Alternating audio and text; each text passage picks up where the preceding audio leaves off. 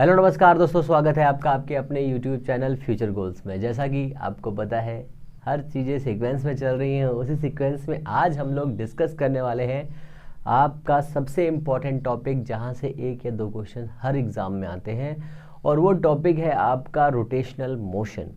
तो rotational motion में हम लोग क्या पढ़ेंगे, क्या समझेंगे, क्या जानेंगे, ये सब कुछ आज आपको इसी लेक्चर में मिल जाएगा। तो अभी आपको करना क्या है, कैसे करना है, कैसे पढ़ना है, ये सभी चीज़ें मैं आपको एक एक सीक्वेंस से बता रहा हूँ। तो आपको सिर्फ हमारे साथ बने रहना है, चीज़ों को देखना है, समझना है और सीखना है। तो रोटेशनल मोशन जैसा इसका नाम है, इससे पहले हम लोगों ने दो मोशन और पढ़ लिए हैं। एक है वन डायमेंशनल मोशन या स्ट्रेट लाइन मोशन, हम लोगों ने कवर कर रखा है। उसका स्ट्रेट लाइन मोशन का वीडियो प्लेलिस्ट में पड़ा हुआ है, अगर आपने वो नहीं देखा है तो आप उसको देख सकते हैं। सर्कुलर मोशन भी हम लोगों ने कवर कर लिया है, उसका भी वीडियो प्लेलिस्ट में है, आप जाइए उसे देखिए, एंजॉय करिए। आज हम लोग पढ़ने वाले हैं रोटेशनल मोशन। तो जैसा कि इस रोटेशनल मोशन में चीज़ें होंगी, उसी सीक्वेंस में हम लोग ये सीखेंगे कि एक्चुअल में जो हमारा ये रोटेशनल मोशन है वो एक्चुअल में क्या है। तो रोटेशनल मोशन पढ़ने से पहले हम लोग ये समझेंगे कि सारा मास किसी ऑब्जेक्ट का कैसे काम करता है। कोई ऑब्जेक्ट अगर हमारे पास है तो उसका मास कैसे एक्ट होता है, ये भी हम लोगों ने पढ़ लिया है सेंटर ऑफ मास में। और अगर आपने वो भी नहीं देखा है तो वो भी प्लेलिस्ट में है, आप वहाँ पर जाकर के उसको देख सकते हैं। तो हम लोग सर्कुलर मोशन पढ़ने के बाद अब हमारा एक नया मोशन आ रहा है, रोटेशनल मोशन। तो रोटेशनल मोशन हम लोग कैसे समझें, कैसे जानें, इसके लिए थोड़ा सा दिमाग लगाना पड़ेगा। बहुत ही कंसंट्रेशन के साथ में, बहुत ही ध्यान लगा करके मेरी बातों को अब आप समझिएगा, ठीक है ना। हमारे पास एक ऑब्जेक्ट है, ओके, हमारे पास एक ऑब्जेक्ट है, कोई भी एक ऑब्जेक्ट है, मान लीजिए ये एक ऑब्जेक्ट है। इस ऑब्जेक्ट को हमें किसी भी रूप में, किसी भी टाइप से घुमाना है। हम ऐसे घुमा रहे हैं इसको, ठीक है, फिर हम ऐसे घुमा रहे हैं। तो जहां से घुमा रहे हैं, इसे घुमाना क्या रोटेशनल मोशन कहला सकता है? तो ये क्वेश्चन दिमाग में हो सकता है। हाँ, बिल्कुल है ऐसा, ठीक है। रोटेशनल मोशन कैसा मोशन होता है, सबसे पहले दिमाग में क्वेश्चन ये क्लिक करता है। तो उससे पहले थोड़ा सा हम लोग पीछे के नॉलेज पे जाते हैं कि सर्कुलर मोशन कैसे काम कर रहा था और स्ट्रेट लाइन मोशन कैसे काम कर रहा था। तो स्ट्रेट लाइन मोशन में क्या था, हमने माना कि हमारे पास एक पॉइंट मास है, उस पॉइंट मास पर हमने फोर्स अप्लाई किया तो वो एक डायरेक्शन में ऐसे बढ़ने लगा, ठीक है, ओके, ये तो हो गया पॉइंट मास। तो ये हो गया वन डायमेंशनल मोशन या स्ट्रेट लाइन मोशन हो गया। सर्कुलर मोशन में क्या था, हमने एक पॉइंट को फिक्स कर दिया और यहाँ पर फोर्स अप्लाई किया और ये इस पॉइंट के रिस्पेक्ट में लगातार घूम रहा है ऐसे करके एक फिक्स रेडियस पर, ओके, सर्कुलर मोशन हो गया। बट रोटेशनल मोशन में ऐसा नहीं है, रोटेशनल मोशन में ऐसा नहीं है। रोटेशनल मोशन में क्या होता है, सभी पार्टिकल घूमते हैं, सभी पार्टिकल, जितना भी बॉडी के पास में मास होता है, जितना भी बॉडी के पास में मास होता है, उस मास के अगर हम बहुत सारे टुकड़े कर दें, ठीक है, मीन्स डिस्ट्रीब्यूट कर दें एरिया पर, सरफेस पर, वॉल्यूम पर, उसके बाद में जो वो मास अलग अलग रेडियस पर काम करेगा, वो अलग अलग रेडियस के साथ में लगातार घूमता रहेगा। मतलब क्या है, नहीं समझ में आया सर? तो इसको ऐसे समझते हैं, हमारे पास एक ऑब्जेक्ट है, ठीक है, तो हमने कहा एक बहुत ही सिंपल सा ऑब्जेक्ट लेते हैं, ये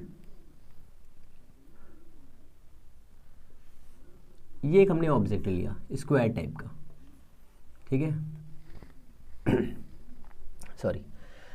अब हमने कहा कि हमने इस पे बहुत सारे मास डिस्ट्रीब्यूट कर दिए ऐसे करके, ये सारे मास डिस्ट्रीब्यूटेड है, ठीक है,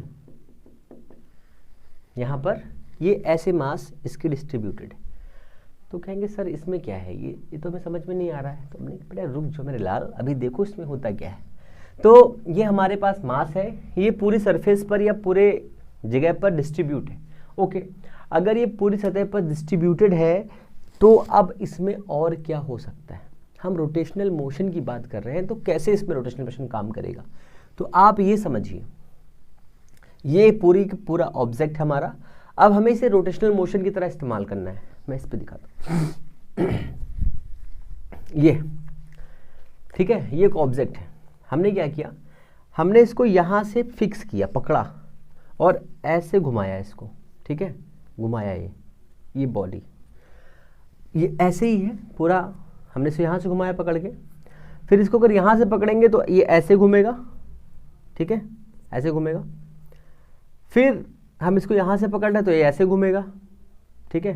रोटेशनल पढ़ना है, घुमाना सीखना है हम लोग को। तो ये हमारे हो गए कुछ बेसिक फैक्ट्स। तो आप कहेंगे सर इसमें हम कैसे घुमाएंगे? बिल्कुल घुमा सकते हैं। सपोज करिए कि ये एक ऑब्जेक्ट जो ऐसे था और एक दूसरा ऑब्जेक्ट ये कुछ ऐसे था, ऑब्जेक्ट मान लीजिए इसको, ठीक है। हमने यहाँ पर लगाया क्या, हिंज, इसको फिक्स कर दिया ऐसे करके, ठीक है, ऐसे फिक्स कर दिया यहाँ पर ऐसे, और ये ऐसे से घूम सकता है।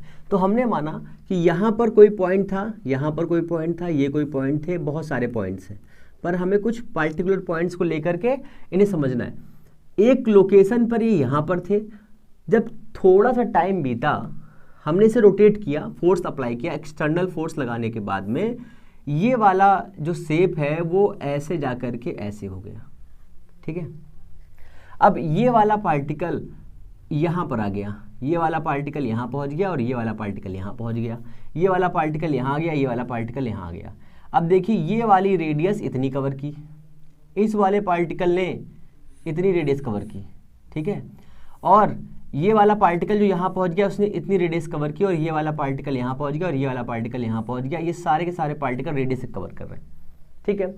तो इसको कैसे समझे, हमने माना कि ये वाला मास एक यहाँ पर था, इसको यहाँ से हिंज किया गया था, तो ये एक सेंटर पॉइंट है, ये यहाँ पर था ये M1, फिर जब हमने इसे रोटेट किया तो ये यहाँ से चल करके यहाँ पर आ गया M1, इसकी रेडियस है R1, इसकी भी रेडियस है R1, दोनों की सेम रेडियस है, ओके। फिर कहा कि एक यहाँ पर मास था, जब ये इतना रोटेट हुआ तो ये यहाँ पर आ गया था, इसकी रेडियस है R2 और इसकी भी रेडियस हो जाएगी यहाँ से यहाँ तक R2, ठीक है। ऐसे बहुत सारे मास हैं। कहने का मतलब क्या है, रोटेशनल मोशन में ये एक्चुअल में हम क्या बता रहे हैं। तो देखो ये एक सेंटर है, इस सेंटर की रिस्पेक्ट में ये वाला पॉइंट भी घूम रहा है, और एक छोटा सा मास मान लो यहाँ पर हमने लिया था, वो वाला भी मास यहाँ पर आ गया, तो ये भी सेंटर इसी के लिए ही है, ठीक है। ये सारे के सारे मास हैं, M2, M3, M4, M5, F9, जितने यहाँ पर आप सोच सकते हैं उतने सारे पार्टिकल हैं। और अगर हमने किसी भी बॉडी को ऐसे घुमाया है तो वहाँ पर सिचुएटेड उस बॉडी पर रखे हुए सभी मास अपनी एक पार्टिकुलर लोकेशन से दूसरी लोकेशन पर ट्रांसमिट हो जाएंगे। जैसे कि अगर हम इसको इस वाले पॉइंट के रिस्पेक्ट में घुमाएं, ऐसे घुमाएं, तो ये वाला पॉइंट कुछ टाइम के बाद यहाँ आ जाएगा, ये वाला पॉइंट यहाँ आ जाएगा, ये वाला पॉइंट यहाँ आ जाएगा, ठीक है ना। और ये जो सेंटर इसका बनेगा, सभी का सेंटर सेम रहेगा, को रहेगा, मतलब को सेंटर्स, ठीक है ना, ये रहेगा। अब अभी भी क्लियर नहीं हो रहा सर एक्चुअल में कि ये एक्चुअल में क्या है ना, अभी भी थोड़ा दिमाग में क्लिक नहीं कर रहा है। तो अब इसको ऐसे समझिए कि आपके पास में ये एक पॉइंट है, एक ये पॉइंट है, एक ये पॉइंट है, एक ये इसका सेंटर है, ठीक है ना, और ये एक मास है, फिर एक यहाँ पर, यहाँ पर, यहाँ पर और यहाँ पर कुछ मास दिए हुए हैं, ठीक है ना, और ये इसका सेंटर है। अब हमने क्या किया, एक यहाँ पर मास है, एक यहाँ पर मास है और एक यहाँ पर मास है। अब हमने क्या किया, इनको अलग अलग टाइप से मिला रहे हैं हम, देखो इनको, अभी देखना आपका सारा कन्फ्यूजन क्लियर हो जाएगा। अब अगर हम इस वाले पॉइंट को इतना घुमा दें तो ये वाले पॉइंट, पहले देखो दूसरे पेन से बनाता हूँ, हाँ अब ठीक रहेगा। तो देखो ये वाला पॉइंट अगर हम इसे थोड़ा सा घुमा रहे हैं तो ये वाला पॉइंट मान लो यहाँ तक आ रहा है, मैंने इसको इतना घुमाया 90 के एंगल पर, तो ये वाला पॉइंट कितना टर्न हो जाएगा, 90 मीन्स यहाँ पर आ जाएगा, इस वाले पॉइंट पे आ जाएगा, है ना, यहाँ पर आ गया। ये वाला कहाँ पे आ जाएगा, यहाँ पे आ जाएगा, और ये वाले पॉइंट्स कहाँ पे आ जाएंगे, ये वाला यहाँ पे आ गया, ये वाला यहाँ पे आ गया, ये वाले पॉइंट्स यहाँ पे आ जाएंगे, ये वाला पॉइंट यहाँ पे आ जाएगा और ये वाला पॉइंट यहाँ पे आ जाएगा। क्लियर हुआ, कुछ क्लिक किया। अब ये हो गया M1, ये हो गया हमारा m1, ये हो गया हमारा m2, ये हो गया हमारा m2, ठीक है, ये हो गया हमारा m2। अब ये हो गया हमारा m3 और ये हो गया m4 और ये हो गया m5, तो ये हमारे हो गए m3, m4, m5, ठीक है ना, इतना क्लियर है। अब यहाँ पर हुआ क्या, तो देखो यहाँ पर इस वाले पार्टिकल के पास में जितना ओमेगा था, इस वाले पार्ट के पास भी उतना ही ओमेगा है, इसके पास भी उतना ओमेगा है, इसके पास भी उतना ओमेगा, मतलब जितने भी पार्टिकल हैं इन सभी के पास में एक ओमेगा फिक्स है। ओमेगा का मतलब क्या है, तो ओमेगा का मतलब है एंगुलर वेलोसिटी, एंगुलर वेलोसिटी, ठीक है। सभी पार्टिकल के पास में कितना है, ओमेगा, ओमेगा इक्वल है कौन सा ओमेगा, एंगुलर वेलोसिटी, ठीक है आपका, ओके अपना समझ में आया। अब ये एक निश्चित रेडियस पर घूम रहे हैं, ठीक है, ये एक फिक्स रेडियस है। इस वाले m1 के लिए, इस वाले m1 के लिए ये एक फिक्स रेडियस है r1, इसके लिए मान लीजिए कोई दूसरा मास है, इसके लिए रेडियस होगी r5, इसके लिए r6, इसके लिए r9, इसके लिए 10, 11, 14 कुछ भी ले लीजिए, कोई दिक्कत की बात नहीं, ठीक है सर, इतना क्लियर हुआ।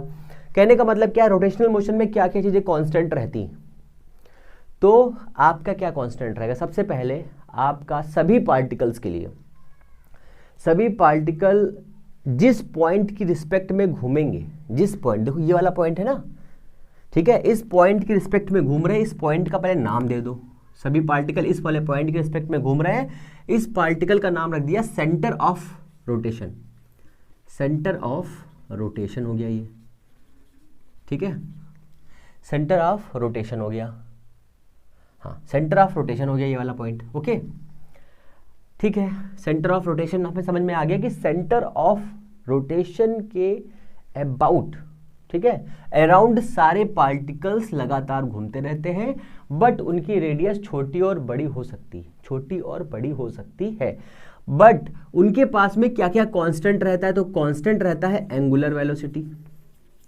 सभी पार्टिकल की क्या कांस्टेंट रहती है, एंगुलर वेलोसिटी कांस्टेंट रहती है भाई साहब, ओके ये भी क्लियर हो गया। फिर क्या कहेंगे सर, फ्रीक्वेंसी भी सेम रहती है, बिल्कुल सेम रहती है। फिर क्या कहेंगे, टाइम ऑफ पीरियड बिल्कुल सेम रहता है, ठीक है। कहेंगे सर क्या लीनियर वेलोसिटी भी सेम रहती है, लीनियर वेलोसिटी, रोटेशनल मोशन में लीनियर वेलोसिटी सेम रहती है, मैं कहूँगा नहीं सर बिल्कुल सेम नहीं रहती, तो ये हो जाएगा आपका सबसे इंपॉर्टेंट फैक्ट कि अगर कोई पार्टिकल रोटेशनल मोशन में लगातार अपनी गति को या अपने मोशन को बनाए हुए है, तो उसके पास में angular velocity, frequency, time of period सभी सेम होंगे, बट लीनियर वेलोसिटी सेम नहीं होगी, वो लगातार बदलती रहेगी। जो पार्टिकल जितना दूर होगा सेंटर ऑफ रोटेशन से, उसकी वेलोसिटी उतनी ही ज़्यादा होगी, मीन्स इस वाले पार्टिकल की सबसे ज़्यादा वेलोसिटी होगी कौन सी, लीनियर वेलोसिटी। आपको यहीं पे उलझाया जाएगा, ठीक है। लीनियर वेलोसिटी किसी ज़्यादा होगी, जो सेंटर ऑफ रोटेशन से ज़्यादा दूर होगा, ठीक है ना। अब का ओके सर, ये तो एक पॉइंट से हम समझ में आ गए, इतने मास अगर घूम रहे हैं तो हम इसको ऐसे यहाँ से सेंटर ऑफ मास निकाल सकते हैं, बिल्कुल निकाल सकते हो। अब कहा कि हम इस वाले सिस्टम को बदल के दूसरा सिस्टम अप्लाई करते हैं, कौन सा सिस्टम अप्लाई करते हैं, तो हमने कहा सर हमारे पास ये वाला सिस्टम है ऐसा करके, ठीक है, और ये वाला पार्टिकल ऐसे घूम रहा है, ऐसे ऐसे घूम रहा है लगातार, ठीक है। तो हमने कहा ठीक है, अब कुछ पॉइंट्स को लेकर के हम धीमे धीमे यहाँ पर बातों को समझेंगे कि यहाँ पर अगर एक मास इस वाले पॉइंट पर होता, ठीक है, इस वाले पॉइंट पर होता तो इसका रोटेशन कैसे होता है। तो इसके लिए थोड़ी सी चीज़ समझ लीजिए, अगर हमारे पास ये एक पार्टिकल का वो दिया हुआ है, इसके पास में कई सारे पार्टिकल्स और मास दिए हुए हैं अलग अलग, तो ये हो गया हमारा m1, ये हो गया हमारा m2, ये हो गया हमारा m3, ये हो गया हमारा m4, तो इसका RCM कितना हो जाएगा, तो इसका RCM हो जाएगा कितना, m1 r1 plus m2 r2 plus का इंटीग्रेटेड अर्थ सिग्मा m, ठीक है। ये हमारा फॉर्मूला है बेसिक सा, इसको याद रखिए। अब RCM क्या होता है, जहां पर सारा का सारा मास एक्ट करता है, जहां पर सारा का सारा मास एक्ट करता है, ये हम लोगों ने सेंटर ऑफ मोशन में पढ़ रखा है, तो आपको वहां से देख लेना है। फिर भी हम लोग इससे आगे चल रहे हैं, ये हो गया हमारा m, यहां पर काम कर रहा है, ठीक है ना। तो हमने कहा कि सर इस वाले पॉइंट से ऐसे हमने एक लाइन खींच ली, ये लाइन हम बाद में खींचने वाले थे, हमने पहले खींच ली। हमने कहा कि ये वाला पार्टिकल ऐसे घूम रहा है और ऐसे इसने एक सर्किल कंप्लीट कर लिया। कैसे, ऐसे था, ये ऐसे गया, तो उस टाइम पे यहाँ पहुँचा होगा, फिर थोड़ा सा घूमा, फिर यहाँ पहुँचा, फिर यहाँ पर, फिर यहाँ पर, फिर यहाँ पर, फिर यहाँ पर, फिर यहाँ पर, फिर यहाँ पर, फिर यहाँ पर, फिर यहाँ पर। समझ में आया कुछ? नहीं समझ में आया? चलो मैं इसको बताता हूँ। ये पार्टिकल है फुल, यहाँ पर एक पार्टिकल है इस वाले पॉइंट पर, ये 2 वाला एक पार्टिकल है, ठीक है। अब हमने इसको ऐसे घुमाया तो 2 वाला पार्टिकल पहले इस लोकेशन पर था, फिर जब हमने इसको थोड़ा सा और घुमाया तो ये ऐसे एक सर्किल कंप्लीट कर, छोटा सा सर्किल, ये छोटा सा सर्किल इसने कंप्लीट किया। फिर दूसरा था पार्टिकल जो यहाँ पर सिचुएटेड है, वो कहाँ पे कैसे बनाएगा, तो उसने इतना बड़ा सर्किल कंप्लीट कर लिया। एक चुन्नू सा पार्टिकल दिया है, उसने इतना सर्किल कंप्लीट किया। एक इससे बड़ा पार्टिकल दिया है, उसने इतना कंप्लीट किया। और सबसे इंटरेस्टिंग बात समझिए इसमें कि सभी के सेंटर ऑफ रोटेशन, सभी के अलग अलग सेंटर ऑफ रोटेशन का जो सेंटर ऑफ रोटेशन होगा वो एक ही लाइन पर अलाइन होगा। मान लीजिए यहाँ पर कोई था, वो छोटा सा सर्किल बनाएगा, जो बिल्कुल यहाँ पर होगा वो और छोटा बनाएगा, जो इस लाइन में होगा वो मूव ही नहीं करेगा, ठीक है। जो इस लाइन पर होगा, इस लाइन का नाम क्या रखेंगे, एक्सिस ऑफ रोटेशन। आप कहेंगे सर ये एक्सिस ऑफ रोटेशन एक्चुअली बना कैसे, तो एक्सिस ऑफ रोटेशन कैसे बना, सेंटर ऑफ रोटेशन के सभी पॉइंट्स को आपस में मिलाने पर जो लाइन बनेगी उस लाइन को हम लोग क्या कहेंगे, एक्सिस कहेंगे। कौन सी एक्सिस कहेंगे, वो एक्सिस होगी एक्सिस ऑफ रोटेशन, ठीक है। अब इसको फिर से समझिए एक बार। हमारे पास ये एक ऑब्जेक्ट है, 3 बॉडीज है, एक है ये ऐसे मूव कर रही है, ठीक है, इसका सेंटर यहाँ पे आया, और एक यहाँ पर बॉडी है, ये ऐसे घूम रही है, इसका सेंटर यहाँ पे आया, और एक बॉडी यहाँ पर है, इसका सेंटर ऐसे आया। एक और बॉडी है, मास है, वो यहाँ पर है, उसका सेंटर ऐसे आया, और एक चुन्नू सा और है, उसका मास ऐसे आ गया। अब देखो अगर इन सभी को हम मिला दें ऐसे करके, ठीक है, ये ऐसे करके, तो एक्चुअल में ये ऐसा बन गया, ठीक है। कैसा, ये मान लो अर्थ मान लो इसको, ठीक है, अर्थ मान लो। अब देखो अर्थ पे बहुत सारे पार्टिकल्स अलग अलग टाइम पर अलग अलग पोजीशन पर सिचुएटेड है। तो हमने मान लिया कि एक पार्टिकल यहाँ पर है और एक पार्टिकल यहाँ पे है, एक पार्टिकल यहाँ पे है, एक पार्टिकल यहाँ पे है। सारे पार्टिकल हमने ऐसे मान लिए, ठीक है ना। और देखो ये पार्टिकल जब इसको हम रोटेट करेंगे तो ये ऐसे घूमेगा, ठीक है, ये वाला ऐसे घूमेगा, ये वाला पार्टिकल ऐसे घूम के ऐसे ही वापस आ जाएगा, ऐसे यहाँ पर है तो ये वाला पूरा सर्किल कंप्लीट करेगा ना, ऐसे घूम के, यहाँ से घूम के पूरा कंप्लीट करके यहीं पे तो वापस आएगा। तो ये वाला पार्टिकल ऐसे घूमा, फिर यहाँ पे नीचे की तरफ, फिर ऐसे घूम के आया। ऐसे ये वाला भी ऐसे घूमा, फिर यहाँ से लौट के ऐसे आया। अब कहेंगे सर अगर ये ऐसे घूमा तो इसकी रेडियस कितनी हो जाएगी, तो अब अगर इसको साइड से देख रहे तो ऐसा दिख रहा, अगर हम इसको ऊपर से देखें तो ये आपको ऐसा दिखेगा, ठीक है। कौन सा, ये वाला। इसके नीचे वाला कुछ ऐसा दिखेगा, उसके ऊपर वाला कुछ ऐसा दिखेगा, उसके ऊपर वाला कुछ ऐसा, फिर ऐसा, फिर एक पॉइंट ऐसा दिखेगा जहां पर ये दिखेगा ही नहीं हमको, मीन्स कुछ ऐसा दिखेगा, इस टाइप से ये हो जाएगा सारे सर्किल्स, ठीक है ना। अब ये घूम रहे तो इनकी कुछ रेडियस होगी, ये हो गई r, ये भी रेडियस होगी r1, और ये हो जाएगी r2। क्योंकि सर रेडियस सबकी इक्वल है, बिल्कुल इक्वल नहीं है, सबकी रेडियस अलग अलग है, ठीक है ना। अब सबसे बड़ी रेडियस कहाँ पर होगी, सबसे बड़ी रेडियस होगी इसके डायमीटर पे, r1। अब इन सारे सेंटर्स को हम मिला देंगे, ठीक है।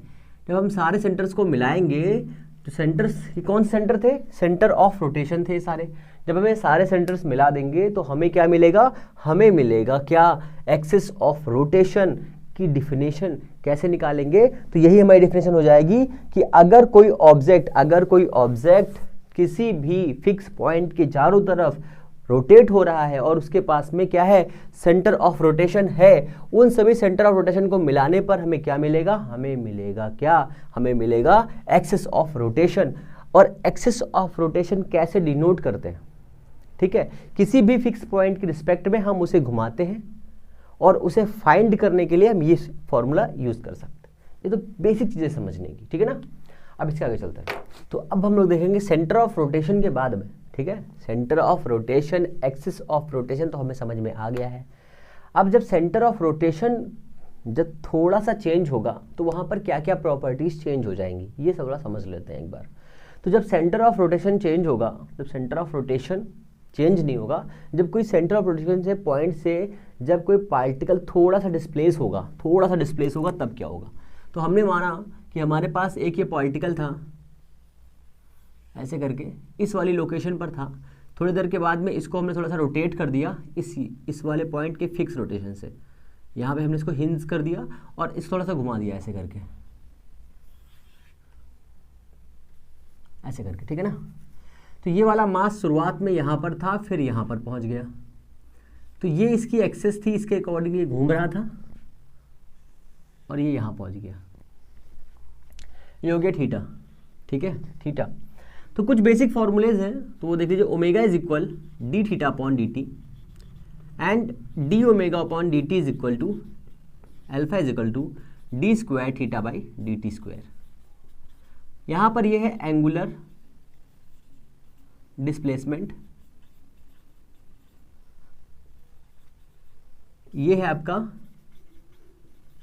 एंगुलर एक्सीलरेशन, ठीक है ना।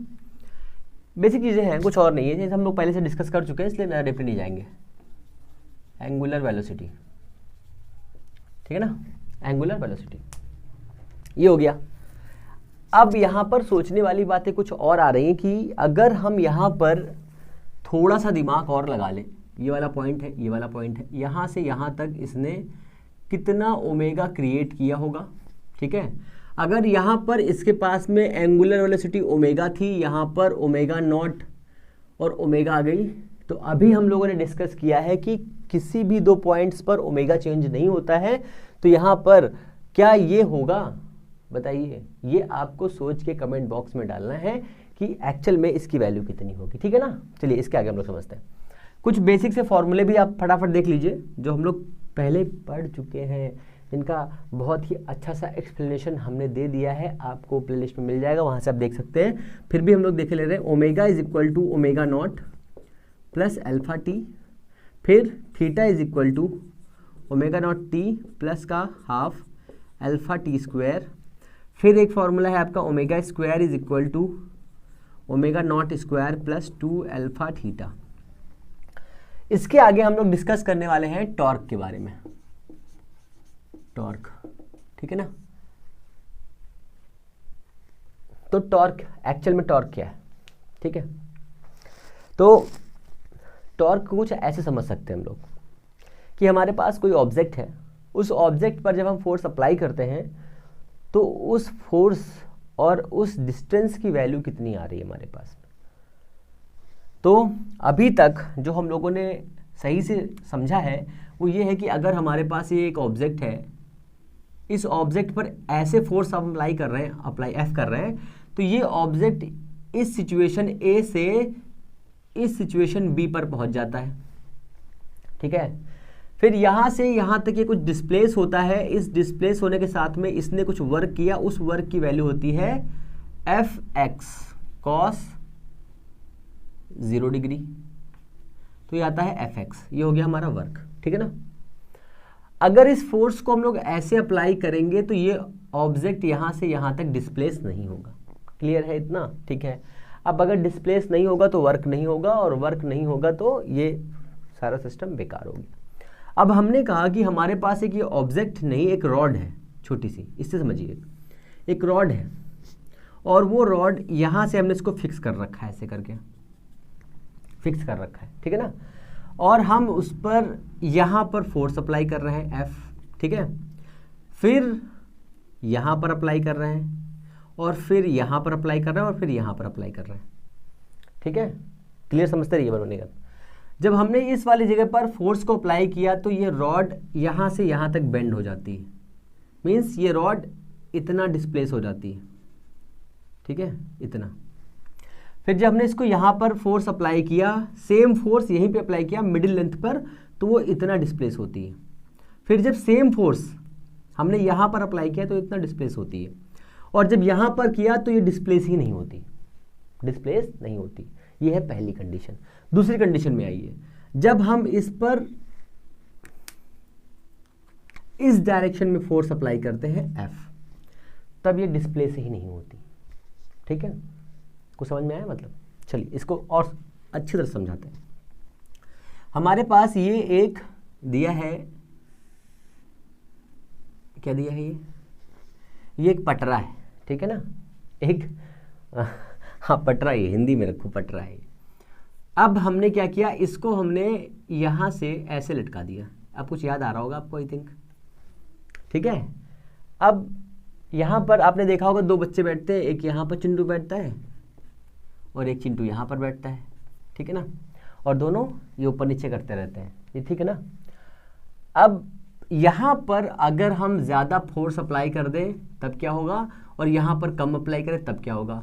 अगर यहाँ पर ज़्यादा करें और यहाँ पर कम करें तब क्या होगा। दोनों कंडीशन समझते रहिए। फिर ये हमारे पास एक दिया है डोर, ठीक है, ये डोर दिया हुआ है, ठीक है, और यहाँ पे लगा हुआ है कब्जा लगा हुआ है, ऐसे करके। यहाँ पर अगर फोर्स अप्लाई करेंगे और यहाँ पर अप्लाई करेंगे और यहाँ पर अप्लाई करेंगे तो क्या होगा। ये सभी कॉन्सेप्ट एक्चुअल में बेसिक लाइफ से है, अगर आप थोड़ा सा दिमाग लगाएंगे तो आपको समझ में आ जाएगा, है ना। अब देखो टॉर्क का मतलब क्या होता है। टॉर्क एक ऐसा फंक्शन है या ऐसी क्वांटिटी है जिसकी वजह से हम थोड़ा सा फोर्स अप्लाई करके मैक्सिमम वर्क प्रोड्यूस कर सकते हैं। ठीक है, वर्क है तो ठीक नहीं रहेगा, हाँ ये कह सकते हैं कि मैक्सिमम एफर्ट लगा सकते हैं, ठीक है ना, एफर्ट लगा सकते हैं थोड़ा सा फोर्स अप्लाई करके। तो यहाँ पर समझिए कि एक्चुअल में टॉर्क क्या है। किसी भी ऑब्जेक्ट पर जब हम परपेंडिकुलर फोर्स अप्लाई करते हैं, ठीक है, और वो उस बॉडी को किसी एक एक्सिस की रिस्पेक्ट में क्या कर लेता है, रोटेशनल मोशन करवा देता है, ये बात याद रखिए, रोटेशनल मोशन करवा देता है उस ऑब्जेक्ट को, उसकी रिस्पेक्ट में हम क्या कहेंगे, टॉर्क कहेंगे। देखिए ये फिर से समझ लीजिए, हमने क्या किया, हमने इस ऑब्जेक्ट को ऐसे पकड़ लिया, ठीक है, इस ऑब्जेक्ट को ऐसे पकड़ लिया, यहाँ पर हमने एक फोर्स लगाया इसे पकड़ने के लिए, और यहाँ पर एक फोर्स लगाएंगे ऐसे, तो हम देखते हैं कि ये पूरी बॉडी ऐसे रोटेट हो जाती है। ठीक है, तो एक पॉइंट हो गया। अब सपोज करिए कि ये वाला मास यहाँ पर है, थोड़ा करके सारे मास को मैं डिस्ट्रीब्यूट कर दिया। जब हमने इस पर फोर्स अप्लाई किया इस लाइन पर, तो ये पूरे के पूरे मास यहाँ से लेकर के ऐसे चल रहे हैं। कौन सा मोशन हो रहा है, रोटेशनल मोशन। रोटेशनल मोशन के लिए कितने फोर्स जरूरी बताइए, तो 2 फोर्स जरूरी होने चाहिए। अब उसके बारे में बात कर ले रहे हैं पहले फटाफट कि कपल ऑफ फोर्सेस क्या होते हैं। अगर हमने एक फोर्स यहाँ पर अप्लाई किया है 10 न्यूटन का, और यहाँ पर अगर हम 10 न्यूटन का फोर्स अप्लाई कर रहे हैं और इनकी डिस्टेंस बैलेंस हो, ये भी x हो और ये भी x हो, तो नेट फोर्स कितना होगा, 0 हो जाएगा। ठीक है, नेट टॉर्क कितना होगा, 0 हो जाएगा, 0। ठीक है, अब यहाँ पर टॉर्क की बात कर रहे हैं। अगर हमारे पास कोई एक ऑब्जेक्ट है, जो किसी भी डायरेक्शन में मूव कर सकता है, ठीक है, किसी भी डायरेक्शन में मूव कर सकता है, तो टॉर्क उस पर लगा दीजिए। क्या टॉर्क लगा सकते हैं आप? तो आप सिंगल फोर्स से टॉर्क नहीं बना सकते, पहली बात तो ये याद रखिए। ठीक है, सिंगल फोर्स से टॉर्क क्रिएट नहीं हो सकता है। टॉर्क के लिए आपके पास में 2 फोर्स होने चाहिए, और 2 फोर्स वो वाले कौन से होंगे बताइए, वो वाले force equal and opposite force होने चाहिए। ठीक है ना, ये भी कंडीशन बेसिक है, याद रखिए। अब हम लोग सीधे उसके फॉर्मूले पहुंच रहे हैं। ठीक है, तो ये हो गया हमारा बेसिक। अब इस पे आ जाइए कि अगर हमारे पास 2 फोर्स हैं और दोनों फोर्स कैसे काम कर रहे हैं। हमारे पास ये एक पोजीशन है, ठीक है, आर की, ये ऐसे करके, ये हो गया हमारा x, ये हो गया हमारा y। ठीक है ना, ये है r पोजीशन वेक्टर। ठीक है, अब यहाँ पर हमने एक फोर्स अप्लाई कर दिया, इसको ऐसे बना लीजिए थोड़ा सा। हमने इस पर फोर्स अप्लाई किया इस डायरेक्शन में f। ठीक है, ये एक पोजीशन है, इस पोजीशन से, इसको ऐसे समझिए, इस पोजीशन से हमने फोर्स को ऐसे अप्लाई किया है। ठीक है, तो इस वाली पोजीशन से इसका एंगल थीटा है, ठीक है। अब सोचिए कि अगर हमें इस वाली रॉड को इस एक्सिस के रिस्पेक्ट में, ठीक है, इस एक्सिस की रिस्पेक्ट में घुमाना है या फोर्स या टॉर्क अप्लाई करना है, तो ये जो एंगल ऐसा है उसको ऐसा बनाना पड़ेगा, तभी तो घूमेगा ना ये, तभी तो ये ऐसे घुमाएगा इसको। क्या ये वाला फोर्स इसको ऐसे लेके घुमा सकता है? नहीं घुमा सकता। क्या ये फोर्स ऐसे लेके घुमा सकता है? नहीं घुमा सकता। कैसे घुमाएगा? ऐसे घुमाएगा। तो इसके लिए हमें क्या करना पड़ेगा? अभी देखो क्या कर रहे हैं इसमें। तो ये हो गया हमारा थीटा, और थीटा की रिस्पेक्ट में दो इसके फैक्टर्स हो जाएंगे, वो हो जाएगा एफ कॉस थीटा और इधर लगेगा एफ साइन थीटा। बताइए कोई दिक्कत है? कहेंगे सर कोई दिक्कत नहीं है। तो टॉर्क कौन वाला फोर्स बनाएगा बता दीजिए इसमें? तो कहेंगे सर एफ साइन थीटा वाला इस पोजीशन वेक्टर के लिए क्या बनाएगा? टॉर्क बनाएगा। तो टॉर्क की डिफिनेशन बना लीजिए फटाफट। टॉर्क, इसे नोट करते हैं, is equal to R cross F sine theta. ठीक है ना, इतना क्लियर हुआ? अभी नहीं, अभी तो क्लियर हो गया। अब इसके आगे की भी कंडीशन समझ लीजिए। एक और कंडीशन बनेगी। कौन सी कंडीशन बनने वाली है? तो इसी फिगर को यहाँ पे फिर से समझिए। ये हमारा x हो गया, ये हमारा y हो गया, ये हमारा हो गया पोजीशन वेक्टर r। यहाँ पर ये लग रहा है इधर की तरफ f, ठीक है ना, ऐसे लग रहा है। ये एंगल है थीटा, ठीक है, ओके, मान लिया थीटा है। तो अगर ये वाला जो वेक्टर हमने इसको आगे बढ़ाया है ये r है और ये ऐसे काम कर रहा है, तो इस r के भी दो फैक्टर बनेंगे। कौन से फैक्टर बनेंगे सर? तो एक फैक्टर बनेगा जो इस डायरेक्शन में जाएगा, ऊपर की तरफ जाएगा, बिल्कुल जाएगा सर, ये हो गया। ये कौन सा बनेगा? r साइन थीटा बनेगा। और एक फैक्टर इस डायरेक्शन में जाएगा, उसका नाम क्या रखेंगे हम लोग? रखेंगे r कॉस थीटा। अब यहां से भी टॉर्क बनेगा, तो torque is equal to r sine theta into F, ठीक है ना। तो ये हो गया हमारा बेसिक टॉर्क। अब कहेंगे सर r की वैल्यू, यहाँ पर r तो हमने पोजीशन लिया है, तो r इज इक्वल टू होता है एक्स आई प्लस का वाई जे प्लस का जेड के, ये तो होता है ना। अब यहाँ पर फोर्स के भी तो तीन टाइप होते हैं। कौन कौन से होते हैं बताइए फटाफट? कहेंगे सर होता है एफ एक्स होता है, इसके साथ आई होता है, एफ वाई होता है, जे होता है, और एफ जेड के साथ में के होता है। तो टोटल फोर्स की क्वांटिटी अगर हम लिखना चाहें तो कैसे लिख सकते हैं? तो torque is equal to X I Y J Z K cross, क्या लिखेंगे? F X I F Y J plus का एफ जेड के, ठीक है ना, और यहाँ पर साइन थीटा। ठीक है, इतना क्लियर है? इतना क्लियर हुआ? कहेंगे सर बिल्कुल क्लियर हो गया। अब इसके आगे चल रहा है। इसके आगे अभी हमें क्रॉस प्रोडक्ट भी निकालना है, वो तो हम देख ही रहे हैं, फटाफट इसको भी देख लीजिए, फिर हम लोग सीखेंगे हाथ का नियम, ठीक है ना। तो ये हो गया हमारा टॉर्क। तो टॉर्क के लिए आपको क्या अप्लाई करना पड़ेगा? आई, फिर जे, फिर के। यहाँ के लिखेंगे x, यहाँ के लिखेंगे y, यहाँ के लिखेंगे z, x y z। फिर क्या लिखेंगे फोर्स के लिए? एफ एक्स, फिर लिखेंगे एफ वाई, फिर लिखेंगे एफ जेड, ठीक है ना।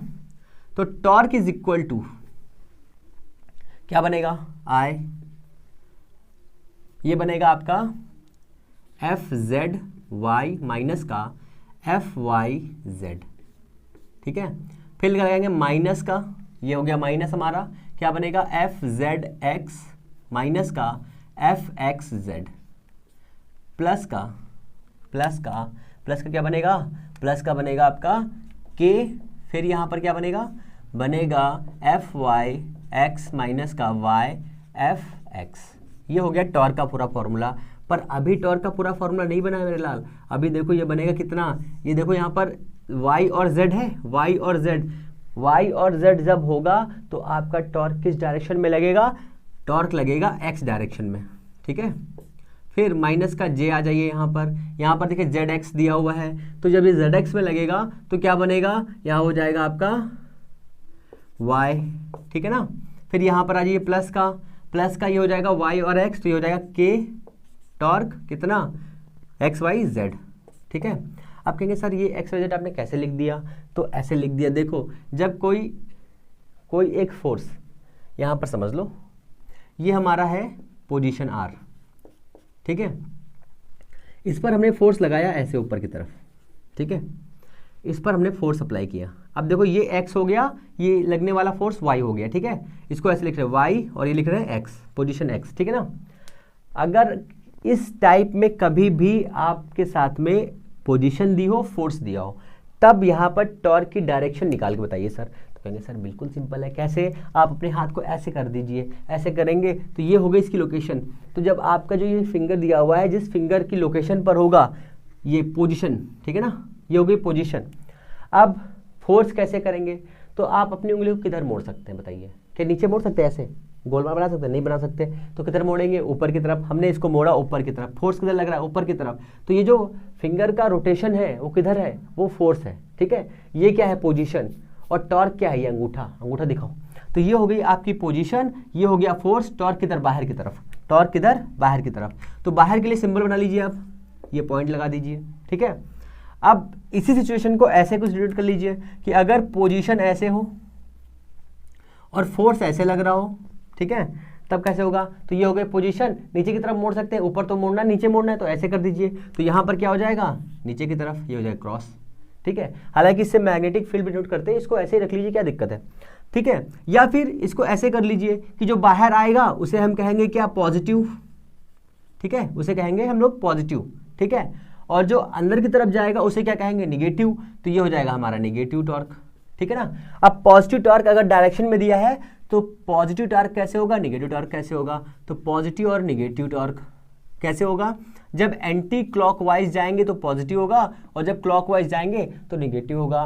कैसे होगा ये भी चेक कर ले रहे हैं। तो हमने कहा कि हमारे पास पोजीशन इधर है, ये, ठीक है, और सिर्फ फोर्स ऐसे लगा दिया हमने। तो कहा ठीक है, सेट करिए, ये हो गई पोजीशन, ठीक है। और ये ऐसे है, अब फोर्स इधर लग रहा है तो किधर आएगा? देखिए ये एंटी क्लॉकवाइज है, तो बाहर की तरफ ने क्या माना है? पॉजिटिव, तो ये हो गया पॉजिटिव। ऐसे करके आपको कुछ क्वेश्चंस इसके बनाने पड़ेंगे जो आपके लिए काम में आएंगे। आप कहेंगे सर यहाँ पर एक्स वाई तो आपने बताया ही नहीं, तो वो भी बता दे रहे, परेशान क्यों हो रहे हो? देखो कि अगर हमारे पास में, इसको ऐसे समझो ये प्लेन है एक्स, ये वाई, ये एक्स, ये वाई, ये एक्स, ये वाई, ठीक है ना। इस वाले पर जा रहा है एक्स, ठीक है, और फोर्स वाई पे लग रहा है, वाई पे। तो ये किधर आ रहा है? जेड पे तो आ रहा है ना, जेड पे आ रहा नहीं आ रहा?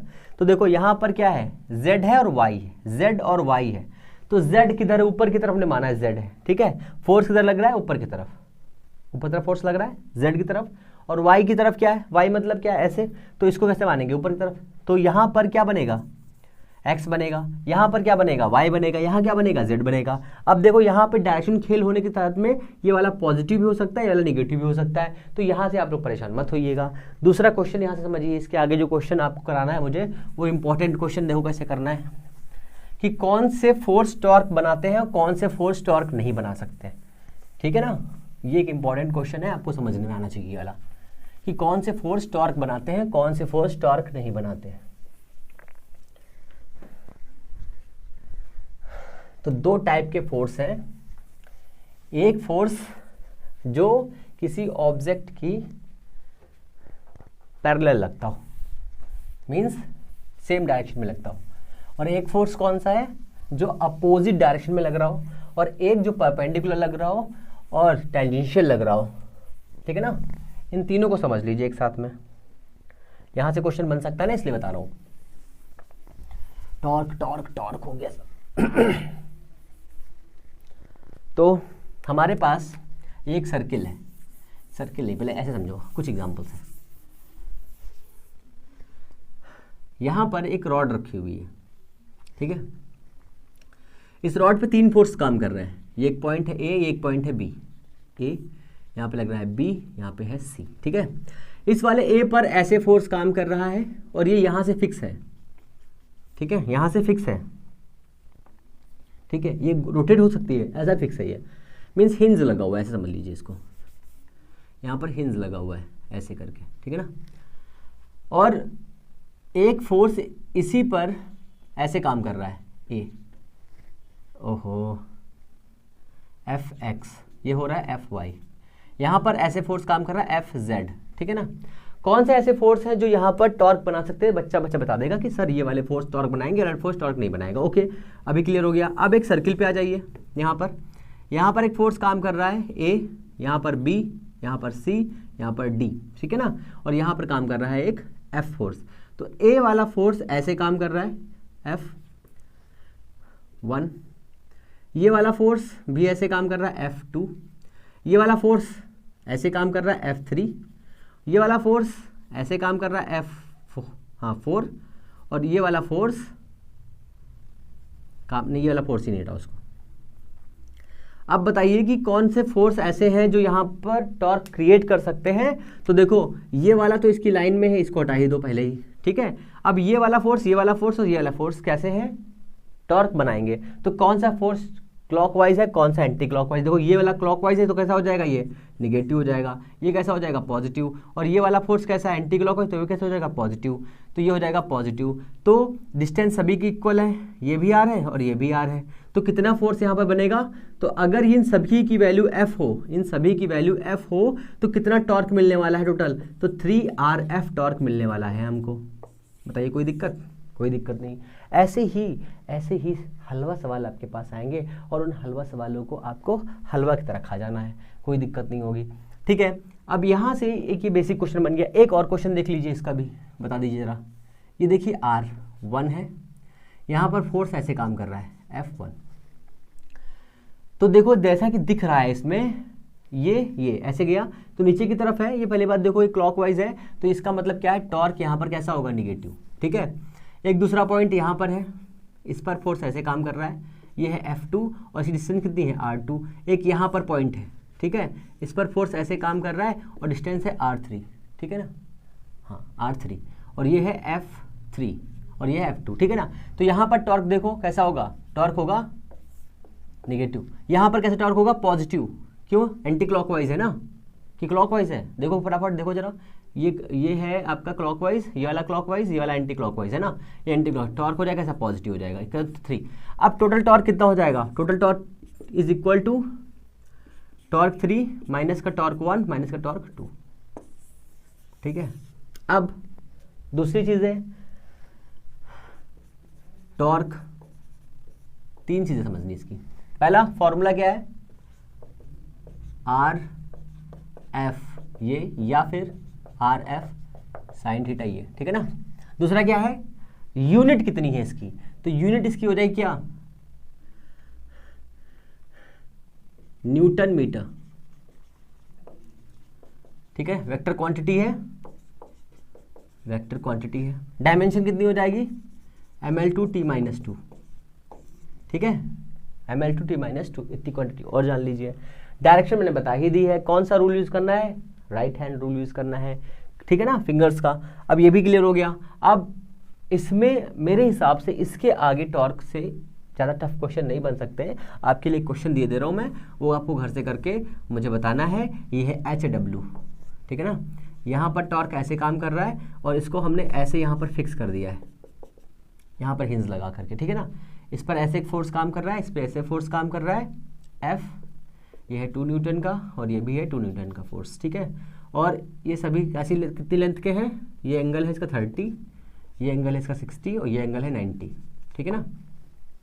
और इसकी लेंथ कितनी है 4 और इसकी लेंथ है 6, ठीक है ना, 4 6, ठीक है, इतना है। अब इसको टोटल टॉर्क बताना है आपको, ये आपके लिए होमवर्क है, ठीक है ना।